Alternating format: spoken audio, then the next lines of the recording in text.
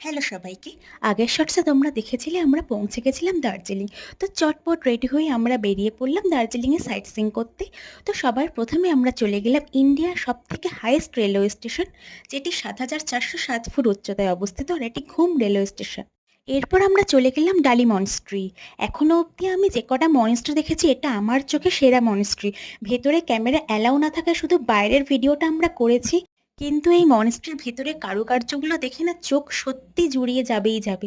আর এই মনেস্ট্রির উপর থেকে চারিদিকের ভিউটাও খুব সুন্দর লাগছিল, আর চারিদিকে মেঘ ভর্তি থাকায় এক আলাদা অসাধারণ ভিউ আসছিল।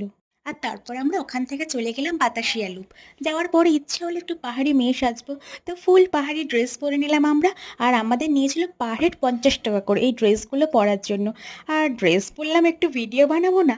চলুন তাহলে আজকের মতো টাটা, নেক্সট শর্টসে আসছি এরপর কি কি করলাম সেই ভিডিও নিয়ে। আর সাবস্ক্রাইব করতে ভুলবেন না।